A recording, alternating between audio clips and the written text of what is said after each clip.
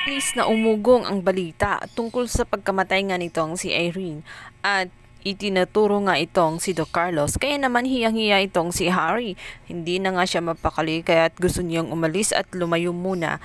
At dito nga'y mapadpad siya sa lugar nitong si Don Carlos nang di inasahan nang dahil na rin sa paghinto niya sa may tindahan at doon nga'y naabutan niya sakto naman itong si Arman, kung saan pinag-uusapan nga ang kalagayan ng asawa ni Don Carlos dahil pinalabas ito na baliw. Ulat si Harry at agad nga niyang mapuntahan ang bahay na tinutuluyan nga ni Don Carlos sa pamamagitan ni Arman at dito nga'y magkakaila ang kanyang daddy na si Don Carlos.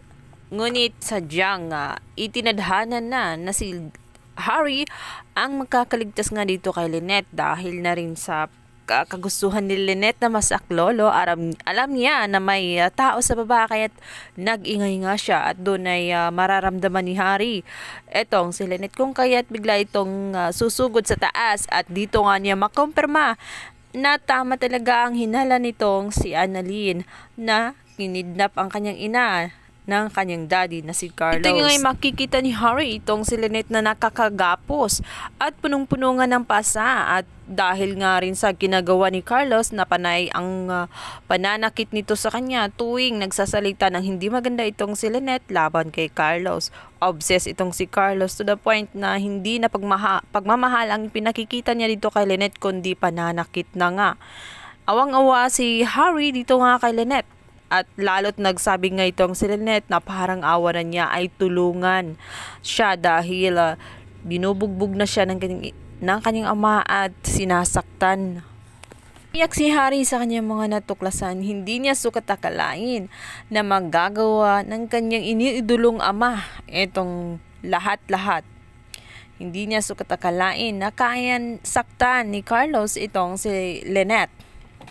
Kabilang banda, ito namang sila RJ at ito ngang si Giselle. Dito nga tatawagan nila itong si Froilan nang sa ganun makatulong na rin sa paghahanap nga dito kay Lynette. At dito nga si Froilan ay mapapa-uwi nga ng di oras dahil na rin sa tulong ng mga tanyag dahil nais nilang makita na nga itong si Lynette.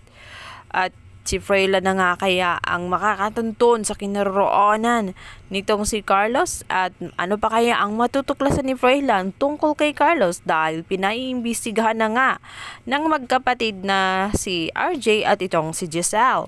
Kabilang banda, isang magandang balita nga dahil lalabas na nga ang medical legal na inaantay nila Tiang Susan at Annalyn galing kay Irene na siyang magiging malaking ebidensya upang sampahan ang kaso nga itong si Carlos dahil makitaan nga doon na binugbog ang katawan nitong si Irene bago ito tuluyang namatay.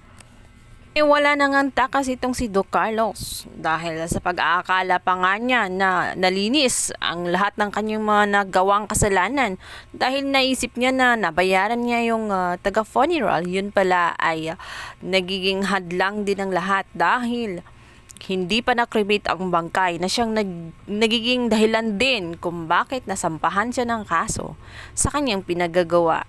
At dahil na rin saksi itong si Annalyn at si Tiang Susan sa katawan nitong si Irene na patay na nga ito. At malakas ang kanilang kutob na talagang walang ibang gagawa nun kundi itong si Don Carlos dahil na rin sa guilty niyang kinikilos. Nagtatago ito hindi makontak dahil kung wala siyang kasalanan hindi siya dapat magtago. At sana sabihin niya sa lahat-lahat ang katotohanan.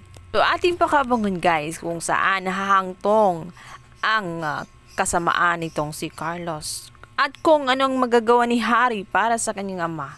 Ngayong alam na niya ang katotohanan na niloloko pala siya at nagpapanggap maging sa kanya.